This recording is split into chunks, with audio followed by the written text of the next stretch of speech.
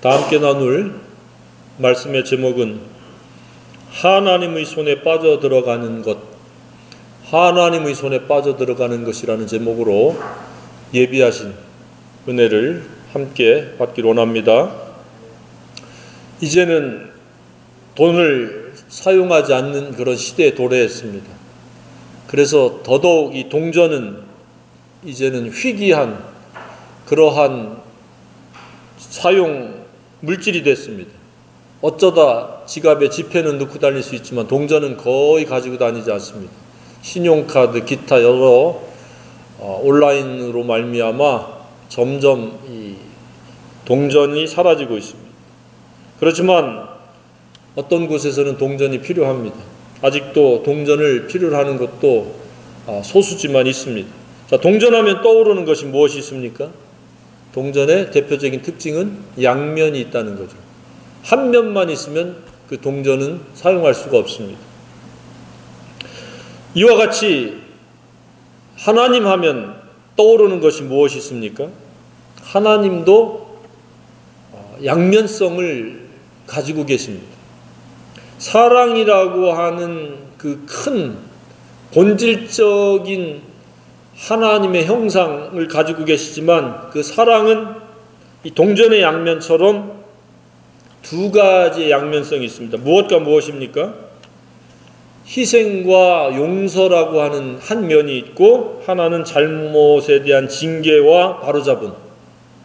그런데 잘못 이해하면 동전의 한 면만 있는 것처럼 하나님의 사랑의 희생과 용서, 죄사함 이 부분에만 너무 지나치게 혹은 전부인 양 생각하면 큰 오산이라는 사실입니다. 똑같이 중요하다는 사실입니다. 한쪽 면만이 더 중요하고 한쪽 면은 덜 중요한 것이 아닌 것처럼 하나님의 사랑의 양면성도 마찬가지입니다. 우리를 위해서 희생하시고 용서하시는 이 큰 사랑도 중요하지만 우리가 잘못할 때에 그 잘못을 꾸짖고 책망하시고 바로잡기 위해서 때로는 징계하신다는 이 사실도 우리가 결코 간과해서는 안 된다는 사실입니다. 그런데 사람들은 이런 징계나 이러한 하나님의 우리의 그 다루심 이것을 굉장히 싫어하고 기피하는 경향이 있습니다. 그런데 실상은 단번에 영원한 하나님의 그 희생과 사랑은 언제나 유효하고 변함이 없지만 이러한 징계는 수시로 빈번하게 우리가 경험할 수 있다는 사실을 깨달을 필요가 있습니다. 왜냐? 왜 불필요하게 하나님께 매맞으면서 살아갑니까?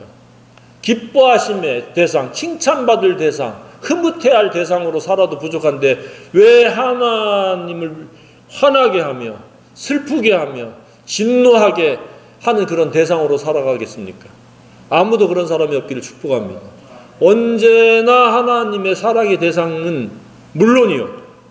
그 사랑의 대상으로 모든 것을 퉁치는 것이 아니라 하나님께서 기특하게 여길 수 있는, 기뻐하실 수 있는, 흐뭇해할 수 있는 하나님의 마음에 쏙 드는 그러한 저와 여러분이 되기를 소망합니다.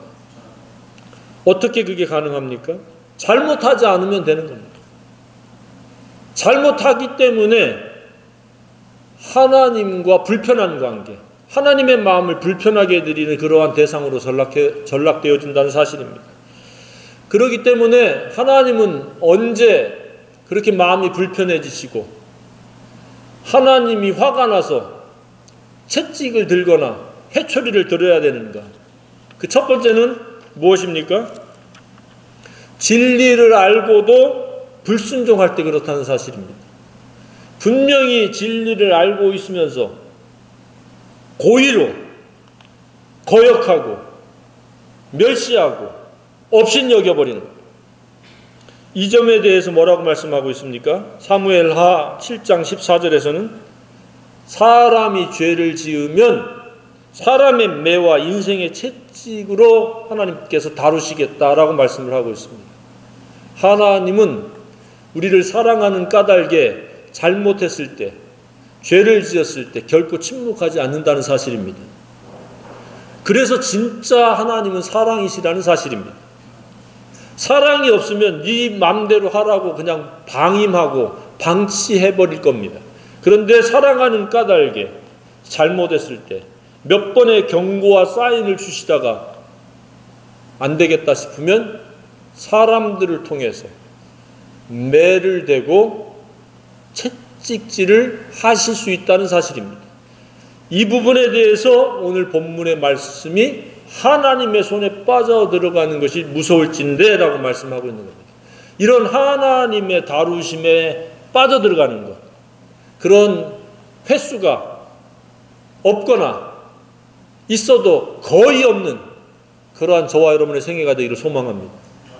하나님은 사랑인 까닭에 결코 불순종에 대해서 잘했다, 나 몰라라 이렇게 하지 않습니다. 반드시 우리를 일깨워 주십니다. 성령을 통해서, 메시지를 통해서, 환경을 통해서, 마음에 강력하게 성령의 음성을 통해서 말씀해 주십니다. 그랬을 때 아, 내가 잘못했구나 라고 느끼는 점이 있으면 빨리 죄를 자백하고 돌이키면 하나님께서 용서해 주시리라고 믿습니다.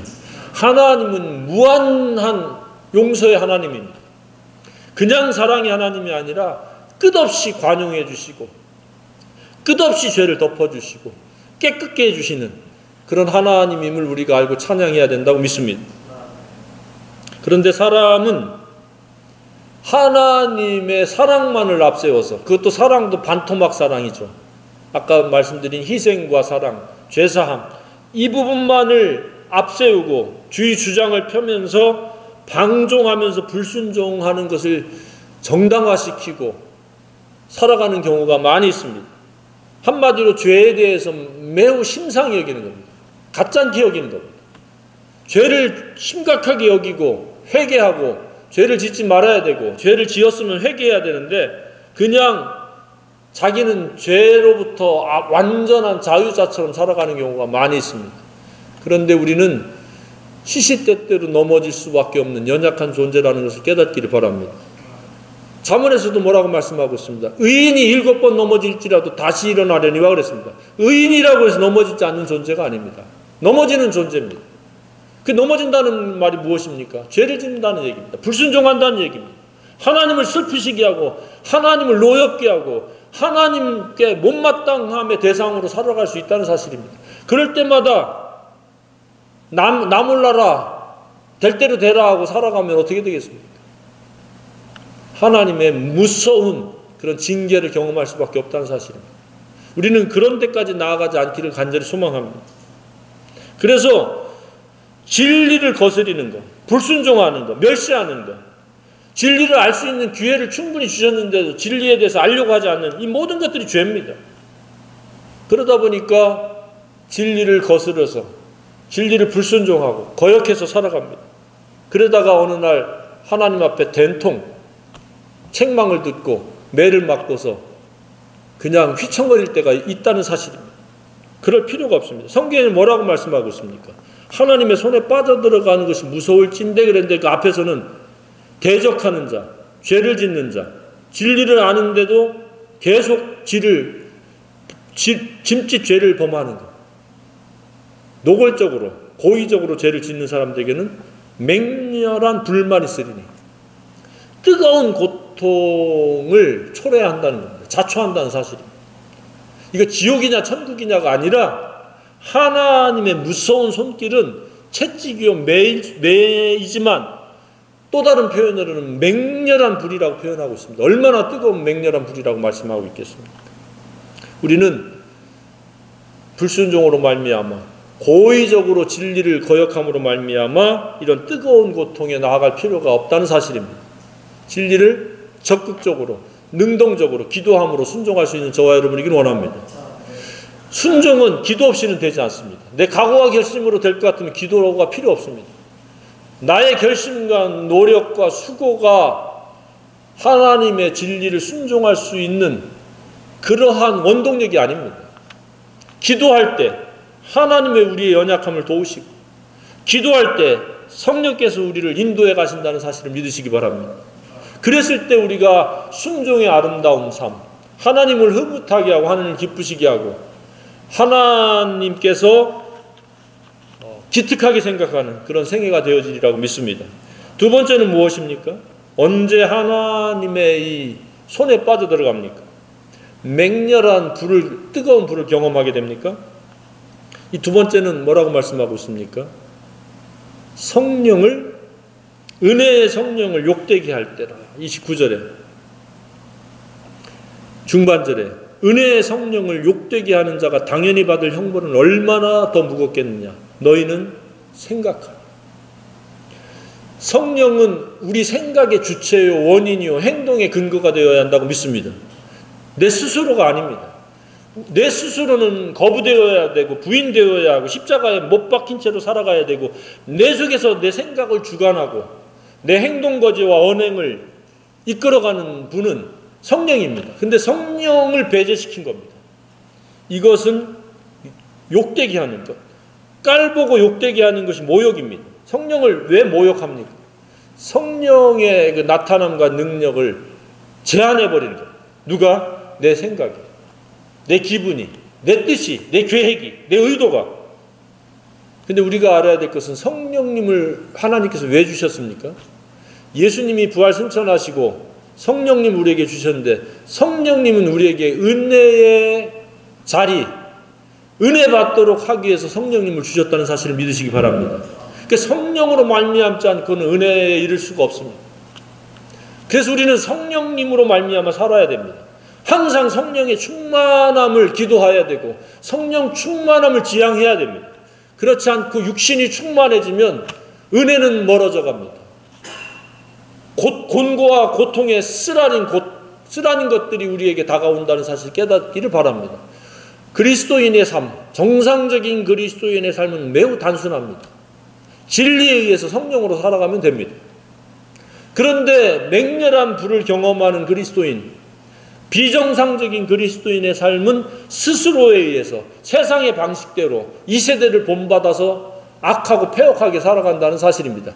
그래서 이렇게 얻어터지고 저렇게 매맞고 이런 시련에 봉착하게 되고 저런 고통에 노출되어진다는 사실을 깨닫기를 바랍니다. 속히 자기를 부인하고 자기 십자가를 지고 오직 성령으로 말미암아 은혜에 이를 수 있는 저와 여러분이길 원합니다. 그래서 너희는 생각하라 그랬습니다. 은혜의 성령, 은혜로 인도하는. 그래서 성령이라고 하는 앞에 수식이 붙었잖아요. 은혜의 성령. 말을 바꾸면 성령님은 우리로 하여금 은혜에 이르도록 예수로 받는 은혜 위에 말씀으로 말미암아 받을 수 있는 은혜에 이르도록 하는 분이 성령님이라는 사실입니다. 저와 여러분의 생애는 은혜 위에 은혜의 생애가 되기를 소망합니다. 그것은 성령으로 살면 되어지는 겁니다. 그런데 이 매 맞는 자들, 회초리 맞는 자들, 채찍질 맞는 자들은 은혜의 성령으로 살지 않습니다. 꾸준히 자기 힘, 자기 노력, 자기 생각, 자기 감정을 앞세워서 살아간다는 사실입니다. 그러다가 계속해서 매를 맞습니다. 또 맞고 또 맞고. 그래도 계속 자기로 살아가는 사람들이 있습니다. 하루빨리 나는 죽었노라. 나는 예수님과 십자가에 함께 못 박혔노라. 라고 선언하고 성령 안에서 진리로 살아야 된다고 생각이 되어집니다. 많은 크리스찬들이 자주 실수하는 것이 바로 스스로 살아가는 겁니다. 스스로 산다는 말의 또 다른 표현은 계속적으로 반복적으로 시행착오하고 실패한다는 사실입니다. 자기 스스로 살아가는 삶은 아무리 잘 살아도 실패요, 시행착오일 수밖에 없다는 사실입니다. 언제 시행착오를 해봤습니까? 내 생각을 앞세우면 100번 다 시행착오일 수밖에 없다는 사실입니다. 그래서 더디 가더라도 멈춰서 있을지라도 성령님을 따라서 나아갈 수 있는 저와 여러분이기를 원합니다. 그러면 결코 실패하지 않습니다. 성령님을 배제시키고 자기가 그냥 자기 힘으로, 자기 생각으로, 자기 계획대로 쏜살같이 나아가다가 좌절을 맛보고 낙심을 경험하고 채찍을 맞게 되고 매를 불러오는 그런 삶을 살아간다는 사실입니다. 성령으로 살아가는 사람의 특징은 하나님의 말씀을 앞세워 살아갑니다. 기도로 살아갑니다. 근데 성령님에 의해서 살지 않는 사람의 특징은 하나님의 말씀을 업신여깁니다. 멸시합니다. 기도하지 않습니다. 기도를 대단히 소홀히 생각합니다. 그냥 이따금씩 생각날 때 기도하거나 그것도 하지 않습니다. 그러면 그들의 삶은 계속해서 반복적으로 하나님의 매를 피할 수가 없고 채찍을 벗어날 수 없다는 사실을 기억해야 됩니다. 이것을 히브리 기자는 하나님의 손에 빠져들어가는 것이 무서울 찐적을 했습니다. 근데 사람들은 다른 걸 가지고 무서워합니다. 한밤중에 혼자 어디 무덤 있는 곳에 가는 걸 무서워하고, 무슨 그 성황당 있는 이런 데 지나가는 걸 무서워하고, 경제적으로 빈핍해질까 이런 거 무서워하고, 나중에 병에 걸릴까 무서워하고, 늙어서 어떻게 뭐 먹고 살까 이런 것들을 무서워하고, 하나님의 손에 빠져들어가는 것을 무서워하지 않습니다. 우리는 세상의 이런저런 일들은 무서워할 필요가 없습니다. 왜? 우리는 하나님의 능력 많으신 손길 속에서 살기 때문에 우리는 무서워할 필요가 없습니다. 반대로 하나님의 말씀에 불순종해서 하나님의 손에 빠져들어가는 것을 무서워해야 된다고 믿습니다. 근데 사람들은 그렇게 생각하지 않습니다. 하나님의 손에 빠져들어가는 것조차도 생각하지 못할 뿐만 아니라 하나님을 만회히 여긴다고 그랬습니다. 죄를 심상히 여기고 하나님을 만회히 여기고, 그러다 이렇게 저렇게 얻어 터져도 계속해서 방법을 다른 데서 찾습니다. 회개해야 되고 진리로 나와야 되고 자기를 부인하고 자기를 거부하고 예수님을 영접하고 성령으로 살아가는 것을 훈련하고 배우고 그렇게 실천해야 되는데, 끊임없이 이런 모양 저런 모양을 가지고 계속해서 하나님을 대적하고, 그러다가 나중에는 목숨까지도 잃는, 단명에 이르는 그런 비참한 경우도 생길 수 있다는 사실입니다. 하나님께서는 무한대로 용서해 주시지만 그렇다고 우리에게 무한대로 기회를 주시는 것은 아닙니다. 하나님이 정해준 기준을 넘어서는 그 순간 하나님의 최고의 그 무서움이 그 누구에게 임할 수도 있다는 사실입니다. 우리는 세 번째로, 언제 하나님은 우리를 다루십니까? 하나님의 무서운 손에 빠져들어갈 수밖에 없는 그런 대상이 되어집니까? 32절과 39절에 나오죠. 무엇입니까? 뒤로 물러가면, 38절에 나의 의인은 믿음으로 말미암아 살리라. 또한 뒤로 물러가면 내 마음이 그를 기뻐하지 아니하리라 하셨느니라. 우리는 뒤로 물러가 멸망할 자가 아니요. 여기서 뒤로 물러간다는 말을 지금 2번 반복하고 있잖아요. 하나님은 뒤로 물러가는 것을 기뻐하지 않습니다. 우리는 오직 하나님 나라를 향한 전진만 있다고 믿으시기 바랍니다. 뒤로 물러나면 바로 그 뒤는 지옥일 수도 있습니다. 마귀와 세상과 자아는 여차하면 타협하고 뒤로 물러가려고 하는 그런 경향이 있습니다. 이스라엘이 그랬죠. 그 하나님의 놀라운 유월절을 경험했잖아요. 모든 그 장자를 죽이고 모든 동물의 처음 태어나는 것들이 다 죽는 것을 보고 홍해바다를 건너고 불기둥과 구름기둥으로 하나님 역사하시고 만나를 통해서 먹이시는데도 불구하고 뒷걸음질 치려고 옛날에 그들이 먹었던 오이와 마늘과 이런 것들, 부추 이런 것들을 떠올리면서 뒤로 물러가려고 하고 과거를 동경했습니다. 뒤로 물러간다는 것은 과거를 동경한다 그 이야기입니다. 롯의 아내와 같이 그 타락한 범죄 도시에서 살던 때를 뒤를 돌아본 겁니다. 뒷걸음질 친 거나 똑같습니다. 하나님 기뻐하지 않습니다. 우리는 이미 지나간 것은 돌아볼 필요가 없습니다. 다시 오실 예수님을 소망하고 오늘 우리가 차지하고 누릴 하나님 나라만을 바라봐야 된다고 믿습니다. 그래서 우리는 오직 전진만 있습니다. 뒷걸음질 치는 그 순간 하나님 기뻐하지 않습니다. 하나님의 다루심 속에 하나님의 손에 빠져들어갈 가능성이 매우 높다는 사실을 깨달아야 됩니다. 그래서 우리는 오직 예수 안에서 진리로 말미암아 성령과 더불어 살아가야 됩니다. 그러면 하나님의 손에 빠져들어갈 일이 없습니다. 하나님의 기뻐하심의 대상이요, 흐뭇해야 대상이요, 하나님의 은혜를 베푸실 대상이 되어진다고 믿으시기 바랍니다. 그 은혜는 무엇입니까? 그냥 죄사함에 머무는 것이 아니라 마음속에 평안이요 즐거움이요 기쁨이요 죄로부터 초월한 자유가 있는 삶이 되어진다고 믿으시기 바랍니다. 하나님의 은혜는 내가 원하는 대로 세상이 펼쳐지는 것이고 편리성이 주어지는 것이 아니고 내 마음속에 이루어지는 그러한 최상의 상태, 가장 좋은 상태, 그리고 가장 아름다운 삶을 펼칠 수 있는 그런 내면 세계가 이루어지는 것이 하나님의 은혜인 줄 믿으시기 바랍니다. 그런데 사람들은 계속해서 하나님의 은혜를 갖다가 자기가 원하는 대로 이루어지는 것으로 생각합니다. 그리고 죄사함 받았으니까 멋대로 살아도 되는 것이 은혜인 줄로 생각합니다. 그렇지 않습니다. 매일매일 치열한 영적 전쟁을 치러야 됩니다. 마귀와 싸워야 됩니다. 세상의 방식에 물들지 않기 위해서 거부해야 됩니다. 성별된 삶을 살아내야 됩니다. 자기 내면 세계의 주인이 되려고 하는 자기 옛사람을 완전히 거부하고 십자가에 못 박아야 됩니다.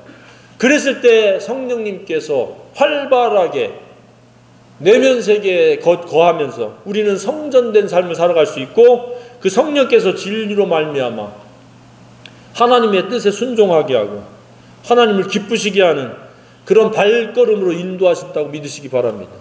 이것이 바로 우리는 하나님의 손에 빠져들어가는 것이 아니라 하나님의 은혜의 보좌 앞으로 나아갈 수 있는 삶이 되어진다는 사실입니다. 그래서 그리스도인의 삶은 둘 중에 하나입니다. 예수 믿어서 죄사함 받았다 할지라도 그는 하나님의 손에 수시로 빠져드는 그런 하나님의 무서움을 경험하는 삶을 살아가거나 매일매일 은혜의 보좌 앞으로 나아가거나 둘 중에 하나입니다. 어디에 속하기를 원하십니까? 하나님의 은혜의 보좌 앞에 매일매일 나가서 살아가는 그러한 생애가 되어야 한다고 믿습니다. 그것은 매우 간단합니다. 진리를 순종하는 것, 적극적으로 진리를 사랑하고 진리가 마음속에 화합이 되어지고 진리대로 우리가 순종할 때 성령님의 나타남과 능력으로 말미암아 하나님을 흐뭇하게 해드리고 하나님을 기쁘시게 해드리고 하나님의 영광을 받으시게 되고 그 결과 우리는 뒤로 물러나지 않고 앞으로 전진하는 여호수아와 같은 출애굽에서 광야를 힘차게 빠르게 통과해서 가나안 땅을 차지하는 그런 영광스러운 삶, 하나님의 은혜를 맛보고 누리는 젖과 꿀이 흐르는 그런 생애가 되어진다고 믿습니다. 그런 생애가 다 되어지기를 주님의 이름으로 축복합니다.